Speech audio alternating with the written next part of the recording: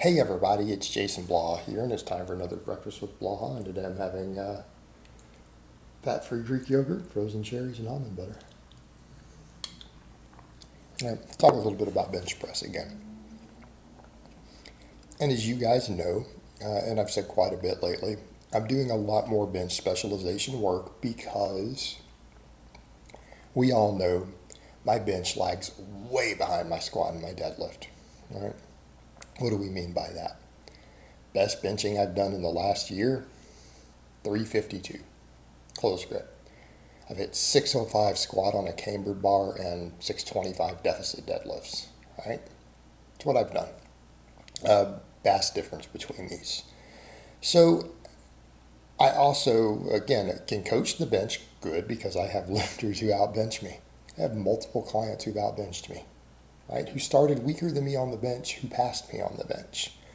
But what I've been doing a lot of is because the bench has not been my best lift, not always built for it, neglected certain parts of it. I spend a lot of time looking at data, and I said that in the last video, the breakfast chat that came up. I'm trying to understand everything I can about the muscle activation, biomechanics of the bench, what's going on with it, so that I can better address it for my own use and become a better coach, put out better information for you people, bring up bench presses faster in my own clients. When it matters because for strength testing purposes and strength standard purposes, competition purposes, the bench press is the biggest standardized upper body lift at which we test strength on. Okay? It matters. It matters if you're going to go to the combine in the NFL, it matters if you're going to power lift, it matters when gym bros, people always ask you how much you bench.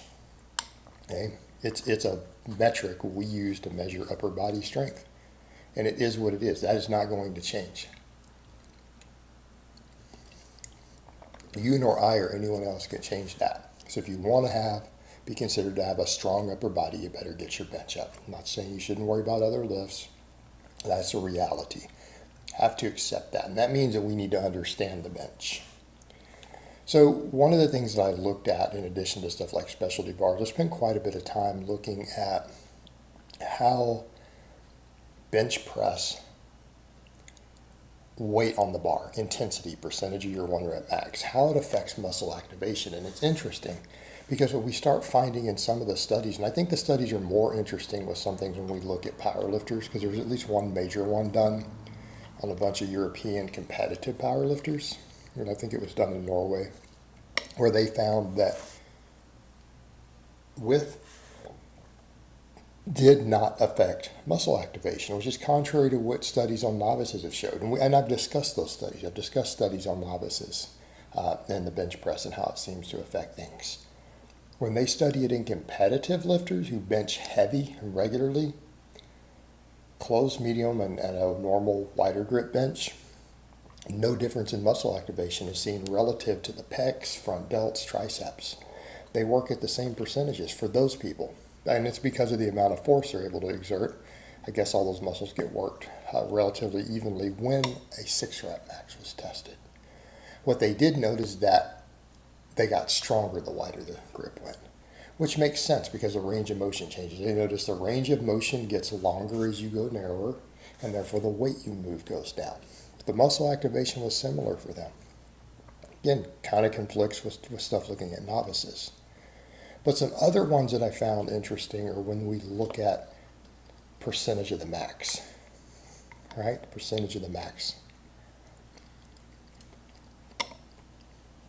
And I've seen Greg Nuckols in his Science and Strength blog describe it as we start doing basically 8 or more reps versus something like 5 versus 3.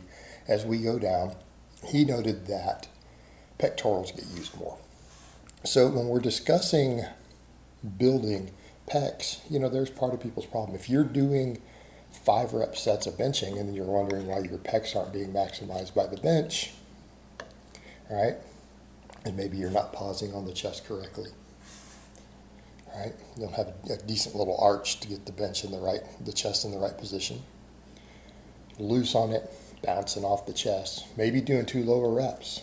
You know what? It's going to work your pecs less. And the important thing to remember is that the pectorals are always going to be a primary mover. And when we start doing higher rep work, what do we find? The pecs take most of the work in the bench. The front delts and triceps get used. They get used a lot. They're primary movers, but the chest itself becomes the most important muscle, and therefore it receives the highest quality hypertrophy stimulus as those reps go up.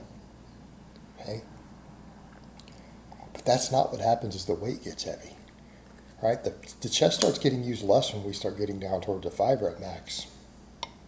And then when we start hitting 90%, the studies that have been done looking at 90% 1 rep max, that they not only found a trend towards more front delt and more tricep activation, but what did they find?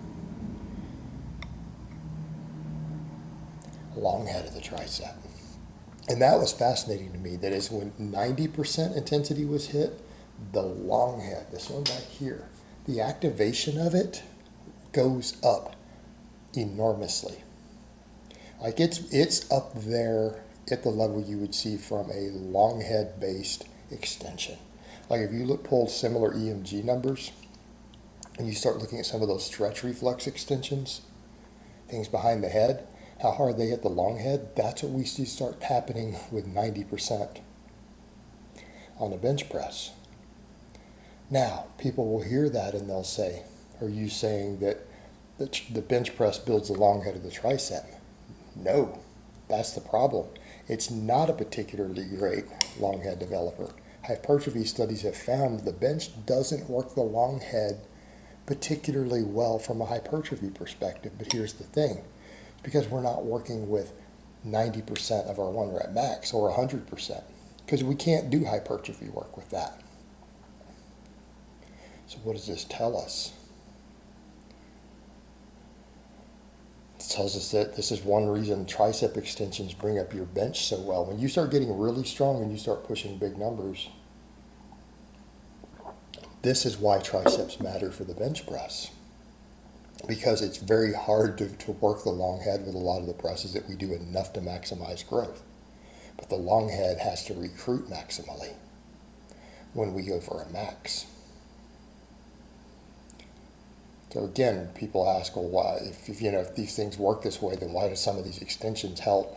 So many benchers swear by them, like elite level benchers. Well, that's why. Because that same head of the muscle doesn't get worked enough to maximize hypertrophy doing volume work. But when you max, it has to be recruited maximally. And if it's bigger, it will impact your bench. And it doesn't we're not talking about the lockout. So when I'm talking about this, everyone says, you mean just lockout? No, I'm talking even at the bottom. That long head matters. Same reason we need front delts. Because as the percentage changes, it matters. And we can do a lot of our base building. Because again, pecs are the primary mover, at least initially. Right? They're very important. Obviously, we need big pecs for the bench. But this explains much better why we need some of this other supplemental work in order to build the chest, or in order to build a big bench, to build a true 1 rep max. Right? It matters. Just thought it was interesting when we look at some of the data. All right, guys, well, that's really all I have to say on that today. I hope it's been informative, and I will talk to you guys next time.